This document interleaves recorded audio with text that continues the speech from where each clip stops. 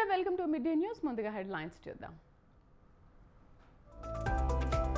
మరి కాసేపట్లో తెలంగాణకు అమిత్ షా ఎల్బీ స్టేడియంలో విజయ సంకల్ప సమ్మేళనానికి హాజరు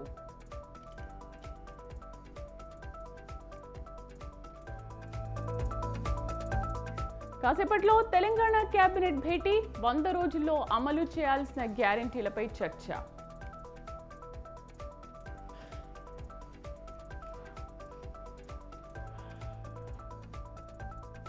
విజయవాడలో రీటైనింగ్ వాల్ ను ప్రారంభించిన జగన్ గత పాలకులు కరకట్ట గోడలను పట్టించుకోలేదని విమర్శ తెలంగాణలో అందుబాటులోకి 22 ఎలక్ట్రిక్ బస్సులు ప్రారంభించిన భట్టి పొన్నం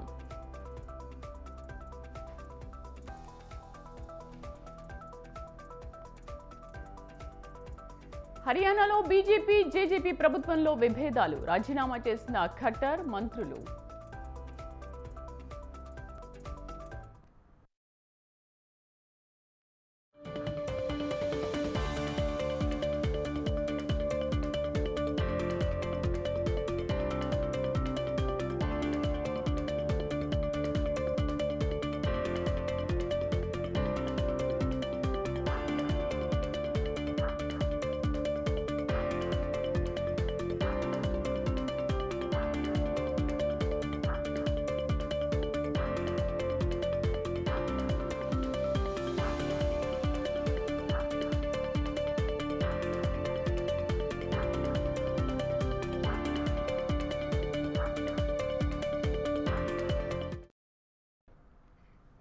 అంబేద్కర్ కోనసీమ జిల్లా రాజోలు ఎమ్మెల్యే రాపాక వరప్రసాద్ సంచలన వ్యాఖ్యలు చేశారు.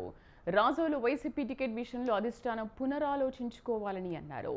రాజోల్లో వైసీపీ 2 సార్లు ఓడిపోయిందని ఆయన గుర్తు చేశారు.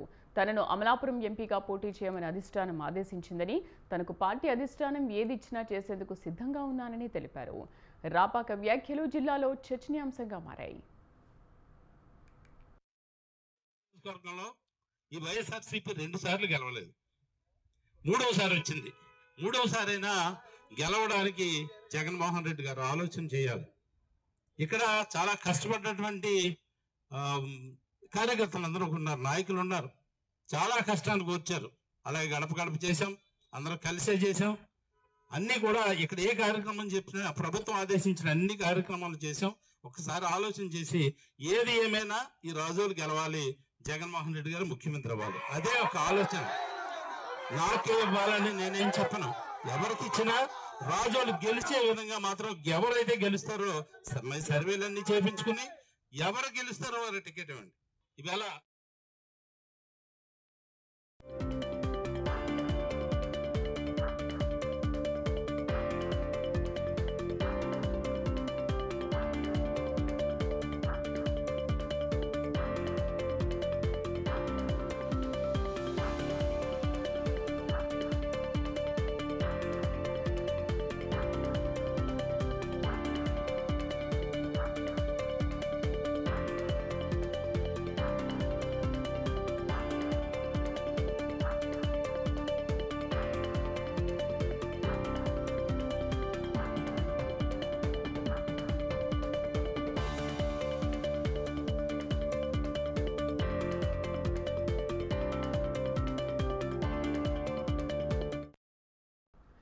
ఎన్నికలు సమీపిస్తున్న వేళ బీజేపీ స్పీడ్ పెంచింది. దక్షిణాది రాష్ట్రాలపై ఫోకస్ చేసింది. ఇందులో భాగంగా బీజేపీ పెద్దలు తెలంగాణకు క్యూ కడుతున్నారు.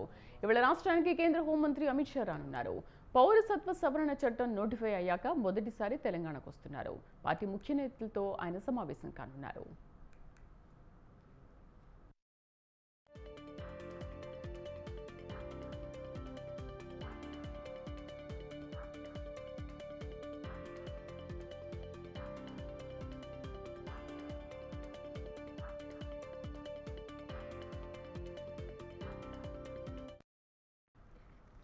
మధ్యాహ్నం 1:20 బేగంపేట విమానాశ్రయం చేరుకుంటారు అమిత్ షా. 1:45 నుంచి 2:45 వరకు ఇంపీరియల్ గార్డెన్స్ లో సోషల్ మీడియా వాలంటీర్స్ మీటింగ్ లో దిశానిర్దేశం చేస్తారు.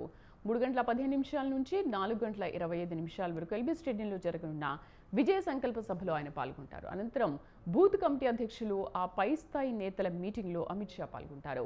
4 గంటల 45 నిమిషాల నుంచి 5 గంటల 45 నిమిషాల వరకు ఐటీసీ కాకతీయలో తెలంగాణ పార్టీ ముఖ్య నేతలతో సమావేశమవుతారు. పార్లమెంట్ ఎన్నికల సమాయత్తత కార్యాచరణపై మార్గనిర్దేశం చేయనున్నారు. ఇక సాయంత్రం 6 గంటల 10 నిమిషాలకు బేగంపేట ఎయిర్పోర్ట్ నుంచి ఢిల్లీకి తిరుగు పయనమవుతారు అమిత్ షా.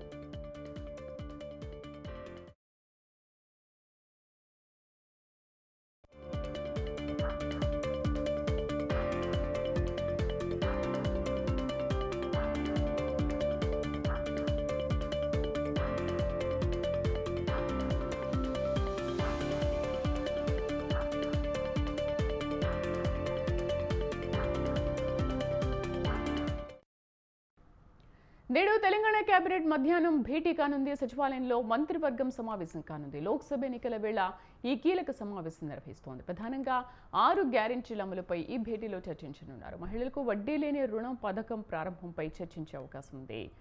ఉద్యోగులు, పెన్షనర్లకు ఇచ్చిన హామీల అమలుపైన చర్చిస్తారని సమాచారం.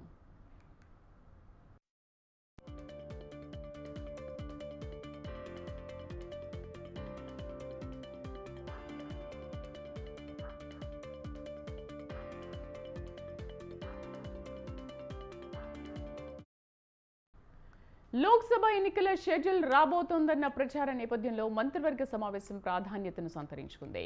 మహిళా సాధికారతకు సంబంధించిన అంశాలు ప్రధానంగా ఈ సమావేశంలో ఎజెండాలో ఉన్నాయని తెలిపాయి. స్వయం సహాయక సంఘాల మహిళలకు వడ్డీ లేని రుణాల పంపిణీ పునరుద్ధరణ, వారికి 5 లక్షల జీవిత బీమా పథకం అమలు వంటి అంశాలపై మంత్రివర్గం విస్తృతంగా చర్చించి నిర్ణయాలు తీసుకునుంది. రాష్ట్ర ప్రభుత్వ ఉద్యోగులకు డీఏ ప్రకటించడంపై కూడా మంత్రివర్గంలో చర్చించనున్నట్లు సమాచారం. సాయంత్రం పరేడ్ గ్రౌండ్స్లో జరిగే మహిళా సదస్సులో ముఖ్యమంత్రి ఈ మేరకు నిర్ణయాలను ప్రకటించనున్నారు. మహాలక్ష్మి పథకం కింద మహిళలకు నెలకు 2,500 రూపాయల ఆర్థిక సాయం అందజేస్తామన్న హామీ ఇప్పట్లో అమలయ్యే అవకాశం లేదని ప్రభుత్వ వర్గాలు చెబుతున్నాయి.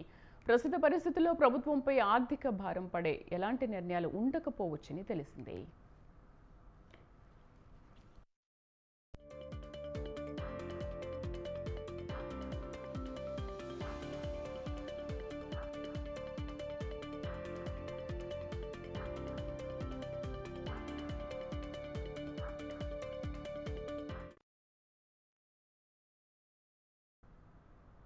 టీడీపీ, జనసేన, బీజేపీ కూటమి ఎక్కువ కాలం నిలవదన్నారు వైసీపీ నేత ఉమ్మారెడ్డి వెంకటేశ్వర్లు. ప్రజల్లో కూటమి అబాసుపాలు అవుతుందని విమర్శించారు. పొత్తులు చంద్రబాబు, పవన్ కళ్యాణ్ బలహీనతను తెలియజేస్తున్నాయన్నారు ఆయన. 1-2 సీట్లు ఇస్తే చాలు అనే రీతిలో పవన్ ఉన్నారని తెలిపారు. గుంటూరు ఎంపీ సీటు తామే కైవసం చేసుకుంటామని భావిస్తున్న ఉమ్మారెడ్డితో మా ప్రతినిధి Satish face to face. Telugu Desam, BJP, Janasena కూటమిగా పోటీ చేయాలని నిర్ణయించాయి. సీట్ల సర్దుబాటుకు సంబంధించి కూడా ఇప్పటికే ఒక అవగాహనకి వచ్చినటువంటి పరిస్థితి కూడా ఉంది. సో వచ్చే ఎన్నికల్లో 3 పార్టీలు కలిసి వస్తున్నటువంటి నేపథ్యంలో వైఎస్ఆర్ కాంగ్రెస్ పార్టీ ఏ విధంగా 3 పార్టీలను ఎదుర్కోబోతుందనే అంశాలు మనతో మాట్లాడడానికి పార్టీ సీనియర్ నేత ఉమ్మారెడ్డి వెంకటేశ్వర్లు గారు ఉన్నారు. అడుగుదాం సార్, వచ్చే ఎన్నికల్లో తెలుగుదేశం, బీజేపీ, జనసేన కూటమిగా రాబోతూ ఉన్నాయి. 2014 ఎన్నికల్లో కూడా ఇదే కూటమి వచ్చింది. ఇప్పుడు ఈ కూటమి వస్తున్నటువంటి నేపథ్యంలో వైసీపీ ఈ కూటమిని ఎలా ఎదుర్కోబోతుంది? కూటమి కోసం వెంపర్లాడటమే వాళ్ళ బలహీనతను తెలియజేస్తూ ఉంది. కూటమి లేకపోతే, మరొకరు అండ లేకపోతే ఎన్నికల్లో మనం గెలవలేము, బయటపడలేము అనేటువంటి స్పష్టంగా ప్రజలకి మెసేజ్ ఇస్తా ఉన్నారు. దాని ద్వారా పవన్ కళ్యాణ్ వచ్చే ఎన్నికల్లో 24 ఎమ్మెల్యే సీట్లకి 3 ఎంపీ సీట్లకి పోటీ చేస్తానని గతంలో ప్రకటించారు. కానీ నిన్న మళ్ళీ 21 ఎమ్మెల్యే సీట్లకి 2 ఎంపీ సీట్లకి మాత్రమే పరిమితం చేశారు. పవన్ కళ్యాణ్ ఇంత తక్కువ సీట్లు తీసుకోవడాన్ని ఎలా చూస్తుంది వైసీపీ? తక్కువ సీట్లు కాదు, అదొకటి ఇదొకటి ఇస్తామన్నా కూడా మహాభాగ్యం అని చెప్పి తీసుకుని ఉండేవాళ్ళు. అది 2 ఒకటే కాదు. అంత దుస్థితిలో పార్టీ ఉన్నది అని వీళ్ళు ప్రజలకు చెప్పుకోవటమే. మన పార్టీ బలంగా లేదు, పార్టీ గట్టిగా గెలిచేటువంటి అవకాశాలు లేవు. అందుకని వాళ్ళు ఏదన్నా భిక్షలాగా కాస్త కోస్త పెడితే దాన్ని ఆధారం చేసుకొని మనం ఏమన్నా ముందుకు పోతామేమో అనే ఒక క్లియర్ మెసేజ్ వీళ్ళ వ్యవహారంతో ఇచ్చారు. బీజేపీతో వీళ్ళు చేసినటువంటి ప్రయత్నం అంతా కూడా బలహీన పట్టడానికి ఉపయోగపడింది తప్ప పార్టీ బలోపేతం కావడానికి, ఇంకా ఎక్కువ సీట్లు తెచ్చుకోవడానికి మాత్రం కాదు. పవన్ కళ్యాణ్ ఇంత తక్కువ సీట్లు తీసుకోవడం పైన ప్రముఖంగా కాపు సామాజికంలో కొంత అసంతృప్తి ఉందనే వాదన బలంగా వినిపిస్తుంది. ఇది ప్రజల్లోకి వెళ్తే Janasena vote Telugu Desam party BJP కూటమికి ట్రాన్స్ఫర్ అయ్యే అవకాశం ఉంటుందా, లేదంటే జనసేన ఇంకా నష్టపోయే అవకాశం ఉంటుంది? బలహీన పడితే అనేటటువంటిది ఆయనకి ఈరోజు వచ్చినటువంటి అపనమ్మకం కాదండి. పార్టీ అంటూ పెట్టాను, ఆయనతోటి నేను కలిశాను అన్న రోజు నుంచే మనం అసలు ఎక్కడ స్టాండ్ అవుతాము, కనీసం ఎన్ని సీట్లు అని అడిగేటువంటి, నాకు ఇన్ని సీట్లు కావాలని అడిగేటువంటి దమ్ము ధైర్యం లేకుండా ఆయన ముందు నిలబడ్డాడు. ఆయన ఎన్ని సీట్లు ఇస్తే అవే పెద్ద మహాభిక్షం అన్నట్టు ఆయన ప్రవర్తించాడు. నీ పార్టీ కార్యకర్తలు అందరికేంటి, నువ్వు 2 అడుగుతావా, 3 అడుగుతావా, 5 అడుగుతావా, ఏం అసలు అడగను కూడా అడగలా. నువ్వు ఎక్కడ పోటీ చేస్తావనే దానికి క్లారిటీ లేదు. ఆ విధంగా మొదటి నుంచి నువ్వు పవన్ కళ్యాణ్ వాళ్ళ కార్యకర్తలకి అది పిరిగి మందు నూరు పోసాడే తప్ప ఎక్కడ కూడా భరోసా మాత్రం మనం గెలుస్తాము, ఒకవేళ వాళ్ళు ఇచ్చినా ఇవ్వకపోయినా మనకు ధైర్యం ఉంది, మనకి క్యాడర్ ఉంది, మనం గెలుస్తాం అనేటటువంటి ఆలోచన ఆయన వాళ్ళిద్దరిలో ఎవ్వరు కూడా దానికి రాలేదు. కాబట్టి అది మొన్న జరిగింది, ఈ 4-3 రోజుల నుంచి జరిగిందంతా కూడా వాళ్ళ బలహీనతను బయట వేసుకున్నాయి తప్ప వాళ్ళ బలాన్ని మాత్రం ఎక్కడ ఎగ్జిబిట్ చేసుకోవడానికి దోహదపడాల. ఇప్పుడు సార్, వచ్చే ఎన్నికల్లో గుంటూరు ఎంపీగా కిలారి రోషయ్య గారు పోటీ చేయబోతా ఉన్నారు, మీకు బంధువు కూడా. సో గుంటూరు పార్లమెంట్ రిజల్ట్ ఏ విధంగా ఉండబోతుంది అనుకుంటున్నారు? నేను గుంటూరు పార్లమెంటు ఆ చుట్టుపక్కల ఏ ఎన్నికలైనా కూడా వైఎస్ఆర్ కాంగ్రెస్కి అనుకూలంగానే ఉంటాయి తప్ప రెండోది కాదండి. అక్కడ వాళ్ళు ఏదో అక్కడ ఇంతకంటే పెద్దగా చేసింది లేదు, ప్రజలకు భరోసా ఇచ్చింది లేదు, ప్రజల దగ్గరికి వెళ్ళి కలిసిందే లేదు. మనం గనక పోటీ చేసేటట్టయితే ఫలానా ఫలానా ఫలానా మేము చేస్తాము అని వీళ్ళు ప్రజలకు చెప్పుకుంది లేదు. సైలెంట్గా ఎంతసేపు ఎన్నాళ్ళు గడిపినా కూడా వీళ్ళిద్దరూ కలిసి బీజేపీ ఎన్ని సీట్లు ఇచ్చుద్ది అనే దాని మీదే కాన్సన్ట్రేషన్ తప్ప, సీట్లు మనం పంపిణీ చేసుకుంటే మన వ్యూహం ఏంటి, ఏ విధంగా మనం అధికంగా సీట్లు గెలుస్తాం అనే దాని మీద ఒక్కరోజున్న చర్చ జరిగిందండి. ముందు నుంచి ఏదో అన్నారు కాబట్టి మేము పోటీ చేస్తాం అని ముందు ఒక టైంలో మా ఇద్దరు తప్ప మేము బీజేపీతో పొత్తు లేదు అన్న రోజులు ఉన్నాయి, మొట్టమొదట బీజేపీతో పొత్తు ఉంది అన్న రోజులు ఉన్నాయి. క్లారిటీ లేనటువంటి రాజకీయం వాళ్ళు చేస్తూ ఉన్నారు. ఇదేం దీర్ఘకాలం ఉండేది కాదు, ఇది అబాస్పాలు అవటానికి దారి తీస్తుంది తప్ప ఇంక రెండోది కాదు.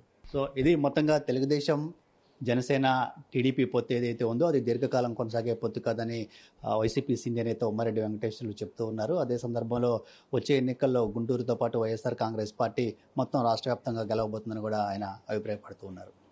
కెమెరా పర్సన్ రాజ్ కుమార్తో రమేష్, సుందర టీవీ, తాడేపల్లి నుంచి. రాష్ట్రంలో నిజాయితీ పాలనకు జనసేన అధినేత పవన్ కళ్యాణ్ కృషి చేస్తున్నారని, అందుకే ఆయనకు తన మద్దతు ఇస్తున్నారని మాజీ ఎమ్మెల్యే అంజిబాబు అన్నారు. పశ్చిమ గోదావరి జిల్లా భీమవరం నియోజకవర్గ టీడీపీ మాజీ ఎమ్మెల్యే పూలపర్తి అంజిబాబు మంగళగిరిలో పవన్ కళ్యాణ్ సమక్షంలో జనసేనలో చేరడానికి ర్యాలీగా వెళ్లారు. వైసీపీ అవినీతిని అణిచివేయడానికి పవన్ కళ్యాణ్ కంకణం కట్టుకున్నారని అంజిబాబు అన్నారు. రాష్ట్రంలో యువతకు ఉపాధి కల్పించాలనే లక్ష్యంతో జనసేన, టీడీపీ, బీజేపీ పార్టీలు కలిసి పోటీ చేస్తున్నాయని ఆయన తెలిపారు.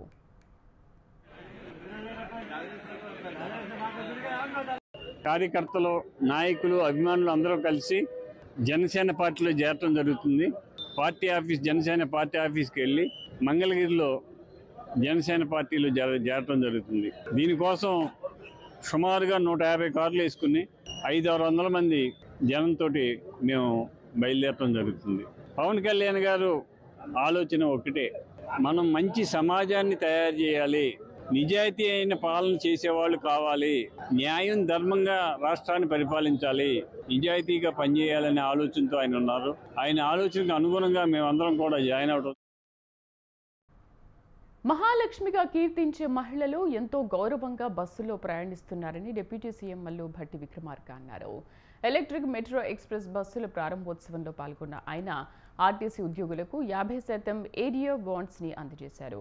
గతంలో ఆర్టీసీ సిబ్బంది జీతాల కోసం చాలా ఇబ్బంది పడేవారని అన్నారు. ఆర్టీసీ ఆస్తులను కోల్పోతుందనే ఆందోళన ఉండేదని అన్నారు. ఆర్టీసీ కార్మికులకు భావ ప్రకటన స్వేచ్ఛ ఉండేది కాదన్నారు. 25 ఎలక్ట్రిక్ బస్సులను ఈ రోజు అందుబాటులోకి వచ్చాయని చెప్పారు.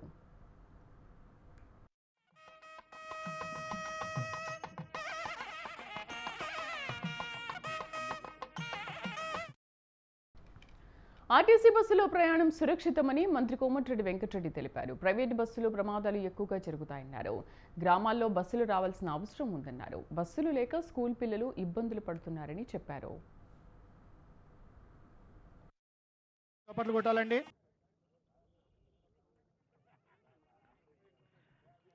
అదేవిధంగా ప్రభుత్వ సహకారంతో టీఎస్ఆర్టీసీ అభివృద్ధి చెందుతుందని టీఎస్ఆర్టీసీ ఎండీ సజ్జనార్ అన్నారు. ప్రస్తుతం తెలంగాణలో 75 ఎలక్ట్రిక్ బస్సులు ఉన్నాయని తెలిపారు. 22 ఎలక్ట్రిక్ బస్సులను ఈ రోజు అందుబాటులోకి తీసుకొచ్చామన్నారు. మరో 150 ఎలక్ట్రిక్ బస్సులు జూన్ వరకు వస్తాయన్నారు.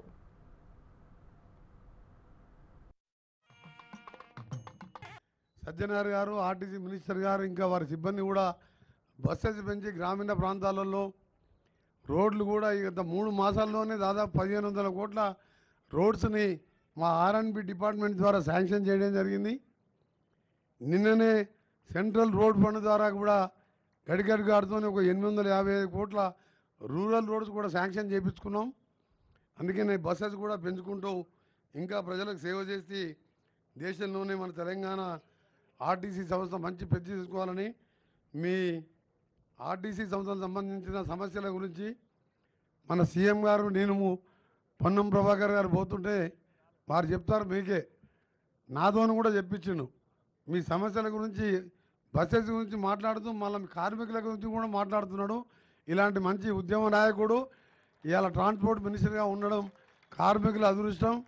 7 సంవత్సరాలుగా 10 సంవత్సరాలుగా నిర్వీర్యమైనటువంటి సంస్థకు సంబంధించి పెండింగ్లో ఉన్నటువంటి బాండ్స్ కావచ్చు, కారుణ్య నియామకాలు కావచ్చు, కొత్త బస్సుల కొనుగోలు ప్రక్రియ కావచ్చు, 7 సంవత్సరాలుగా పెండింగ్ ఉన్న పిఆర్సీ కావచ్చు, ఇంకా కొత్త నియామకాలకు సంబంధించిన ప్రక్రియ చేపడుతుంటే ఈరోజు మహాలక్ష్మి పేరు మీద ఆర్టీసీ కలకలలాడుతోంది. 100% ఆక్యుపెంట్స్ తోటి ఆపరేషన్ లాస్ నుంచి ఓవర్కమ్ అయి రేపొద్దున పాత బకాయిలు ఉన్నటువంటి 6000 కోట్లను కూడా అందులో ప్రావిడెంట్ ఫండ్ కావచ్చు, ఇతరత్ర వాటన్నిటిని అధిగమించడానికి ముందుకు పోతున్న సందర్భంలో ఇందుకు సహకరిస్తున్నటువంటి ముఖ్యంగా ఆర్టీసీ సిబ్బంది అందరూ కూడా ఈ సందర్భంగా అభినందన తెలియజేస్తా ఉన్నా.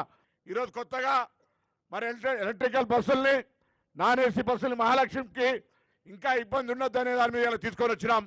ఇంకా రాబోయే కాలంలో అనేకంగా కొత్త కొత్త ఆలోచనతోటి ఆర్టీసీ సమస్యలు పరిష్కరిస్తూనే అభివృద్ధి తీసుకుపోయే విధంగా మా యొక్క కార్యక్రమం నిండు మనసుతోటి సహకారం కావాలని కోరుతూ మరొకసారి హృదయపూర్వకంగా ప్రభుత్వానికి పేరు పేరున ధన్యవాదాలు తెలియజేస్తూ, సో ఈరోజు దాదాపు 25 కోటి మహిళలు మా బస్సులో ప్రయాణించి దాదాపు 879 crores 879 కోటి రూపాయి వాళ్ళందరూ కూడా ఆదా జరిగిందని చెప్పుకున్నా నాకు చాలా సంతోషంగా అనిపిస్తుంది. ఆల్రెడీ మన టీఎస్ఆర్టీసీలో దాదాపు 75 బస్సెస్ ఎలక్ట్రికల్ వెహికల్ బస్సెస్ ఉన్నాం. దాంట్లో భాగంగా ఇంకా వాళ్ళు ఫ్లీట్ యాడ్ చేయడానికి 25 buses non AC buses Mahalakshmi స్కీమ్కి ఇంప్లిమెంట్ అయ్యే ఈ ఒక స్కీమ్ని లాంచ్ చేయడము, బస్సెస్ లాంచ్ చేయడం చాలా సంతోషం అనిపిస్తుంది. ఇవంతా ఎన్విరాన్మెంటల్ ఫ్రెండ్లీ బస్సెస్, కాలుష్య రహిత బస్సెస్, అందరు కూడా మేలు జరిగే మన ఈ buses plus 150 electrical vehicle buses కూడా జూన్ దాకా మనం రాబోతున్నాం. దానివల్ల కూడా మొత్తం ఇంట్రా సిటీ కూడా ఆ బస్సెస్ను మనం లాంచ్ చేయడం జరుగుతుంది. 90 రోజులు కూడా పూర్తి కాలేదు. కేవలం అతి కొద్ది సమయంలోనే కొత్త బస్సులతో ఆర్టీసీ తిరుగుతూ ఉంది. తిరగటమే కాదు, గతంలో ఇక్కడే డాక్టర్ బాబాసాహెబ్ అంబేద్కర్ గారి సాక్షిగా 100 బస్సుల్ని ప్రారంభోత్సవం చేసుకున్నాం, కొత్త బస్సుల్ని. మళ్ళీ తిరిగి ఎలక్ట్రిక్ బస్సులు 25 బస్సులు ఈరోజు నాన్ ఏసీ బస్సుల్ని కొత్త ప్రారంభోత్సవం చేసుకుంటున్నాం. నష్టాల్లో ఉన్నటువంటి ఆర్టీసీ ఇవాళ ఆపరేషనల్ ప్రాఫిట్లోకి వచ్చి భవిష్యత్తులో పూర్తి లాభాల్లోకి వచ్చేటువంటి క్రమంలో అడుగులు ముందుకేస్తూ ఉంది. తెలంగాణ రాష్ట్ర ప్రభుత్వానికే కాదు, తెలంగాణ ప్రజలకు కూడా గర్వకారణంగా నేను భావిస్తూ ఉన్నాను. పెద్ద ఎత్తున దాదాపు 1,00,000 మందికి ఉద్యోగ అవకాశాలు కల్పిస్తూ కొన్ని లక్షల మందికి రవాణాని సౌకర్యాలు కల్పిస్తూ ముందుకు తీసుకుని పోతున్నటువంటి ఆర్టీసీ ఈ తెలంగాణ రాష్ట్రానికి ఒక తలమానికం లాంటిదిగా భావిస్తూ ఆర్టీసీని అమ్మనీయం, ఆర్టీసీ ఆస్తులు అమ్మనీయం, ఆర్టీసీని నష్టాల్లో ఉండనీయం, ఆర్టీసీని ఉరుకులు పరుగులు పెట్టిస్తూ ప్రజలకి సేవ చేసే కార్యక్రమంలో భాగంగా కావాల్సినటువంటి ఆర్థికపరమైన ప్రయాణికులకు మెరుగైన సౌకర్యాలు అందించాలన్న లక్ష్యంతో టీఎస్ఆర్టీసీ మొదటిసారి ఎలక్ట్రిక్ మెట్రో ఎక్స్ప్రెస్ బస్సులను తీసుకొచ్చింది. ఉప ముఖ్యమంత్రి భట్టి, మంత్రులు పొన్నం ప్రభాకర్, కోమటిరెడ్డి వెంకటరెడ్డి జెండా ఊపి కొత్త బస్సులను ప్రారంభించారు. మహాలక్ష్మిగా కీర్తించే మహిళలు గౌరవంగా బస్సులు ప్రయాణిస్తున్నారని, వారి టికెట్ డబ్బులను ప్రభుత్వమే చెల్లిస్తుందని మంత్రి భట్టి విక్రమార్క అన్నారు. కొత్త ఎలక్ట్రిక్ బస్సుల ప్రారంభోత్సవంలో ఎమ్మెల్యే దానం నాగేందర్, ఆర్టీసీ ఉన్నతాధికారులు పాల్గొన్నారు. ఇదే అంశంపై మరింత సమాచారం మా ప్రతినిధి విశాల్ అందిస్తారు. ప్రయాణించే ప్రయాణికులకి తెలంగాణ ప్రభుత్వం గుడ్ న్యూస్ చెప్పింది. కొత్తగా ఈరోజు 22 ఎలక్ట్రిక్ మెట్రో ఎక్స్ప్రెస్ బస్సులను ప్రయాణికుల కోసం అందుబాటులోకి తీసుకొచ్చింది. ప్రస్తుతం మనం హైదరాబాద్లో మొట్టమొదటిసారిగా ప్రవేశపెట్టిన మెట్రో ఎక్స్ప్రెస్ ఎలక్ట్రిక్ బస్సులో ఉన్నాము. మనం విజువల్లో కూడా చూసుకోవచ్చు. సాధారణంగా సిటీ ఆర్డినరీ బస్సులు అంటే ఎక్కువగా సౌండ్ ఉంటాయి, అదేవిధంగా పొల్యూషన్ ఉంటాయి. అంటే ఒక అత్యాధునిక సౌకర్యాలు అనేటివి పెద్దగా మనకి సాధారణ బస్సులలో కనిపించవు. కానీ ఈరోజు ప్రవేశపెట్టిన ఈ ఎలక్ట్రిక్ బస్సులలో ఇవి చూడడానికి కూడా ఒక హై లెవెల్ బస్సులాగా కూడా మొత్తం కనిపిస్తున్నాయి.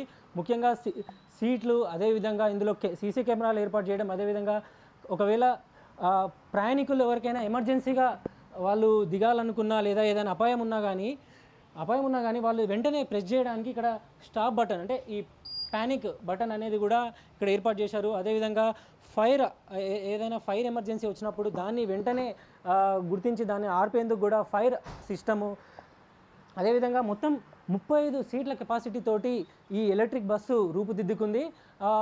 కొంతమంది నిలబడి ప్రయాణికులతో కలిపి ఒక 60 నుంచి 70 మంది ప్రయాణికులు ఈ ఆర్టీసీ బస్సులో ప్రయాణించే అవకాశం ఉంది. అదేవిధంగా ఇప్పటికే హైదరాబాద్ వ్యాప్తంగా దాదాపు ప్రతిరోజు 15 లక్షల మంది ప్రయాణికులు ఆర్టీసీ బస్సులలో ప్రయాణిస్తున్నారు. ఇప్పటికీ బస్సులు తక్కువగా ఉండడంతో ప్రయాణికులు ఎంతో ఇబ్బంది పడుతున్నారు. అంటే ప్రయాణికులకు అనుగుణంగా బస్సులు లేకపోవడం వల్ల ఇబ్బంది పడుతున్నారు. ఇక కొత్తగా రాబోతున్న ఈ ఎలక్ట్రిక్ మెట్రో బస్సులతోటి ప్రయాణికులకి కొంత ఉపశమనం లభించబోతోంది. ఇక ఇవి ఈ రోజు నుంచే, అంటే మంత్రులు ప్రారంభించారు కాబట్టి ఇవి ఈ రోజు నుంచే ప్రయాణికులకి అందుబాటులోకి వస్తాయి. మనం ఒకసారి డ్రైవర్ సీటు దగ్గర కూడా ఇక్కడ చూసుకోవచ్చు. సీసీ కెమెరాలు, అంటే ఎవరైతే ప్రయాణికులు ఇక్కడ నిలబడి ఉంటారో ఈ బస్సు లోపల వాళ్ళందరూ వాళ్ళని గమనించవచ్చు. అదేవిధంగా వాళ్ళు ఎవరైతే దిగుదాం అనుకుంటున్నారో వాళ్ళందరినీ కూడా ఇక్కడ సీసీ కెమెరాల ద్వారా పర్యవేక్షించవచ్చు. ఇంకోవైపు దీనికి గేర్లు అనేటివి ఏవి ఉండవు. అదేవిధంగా గేర్లు అలాంటి సిస్టమ్ మొత్తం అత్యాధునిక టెక్నాలజీ తోటి ఈ మెట్రో ఎక్స్ప్రెస్ బస్ అనేది రూపుదిద్దుకుంది. మొత్తానికి గత ఏడాది 450 ఈ ఎలక్ట్రిక్ బస్సులను టీఎస్ఆర్టీసీ ఆర్డర్ ఇవ్వగా అందులో భాగంగా మొదటి విడతలో భాగంగా ప్రస్తుతానికి 22 ఎలక్ట్రిక్ మెట్రో ఎక్స్ప్రెస్ బస్సులు ప్రజెంట్ వచ్చాయి. ఇక రాబోయే రోజుల్లో మరిన్ని ఎలక్ట్రిక్ బస్సులు వస్తాయని టీఎస్ఆర్టీసీ తెలుపుతుంది. కెమెరామెన్ అఖిల్తో విశాల్, స్వతంత్ర న్యూస్.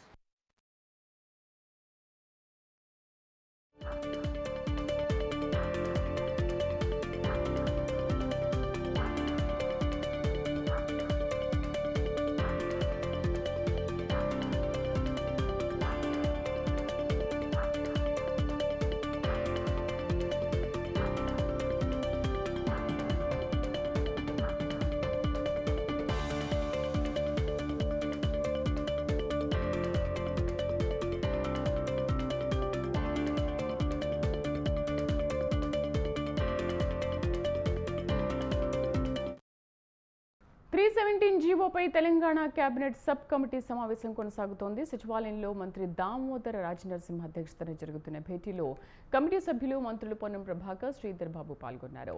వీరితో పాటు వివిధ శాఖల ఉన్నతాధికారులు కూడా హాజరయ్యారు. గత ప్రభుత్వం తీసుకొచ్చిన 317 జీవోపై చర్చిస్తోంది సబ్ కమిటీ.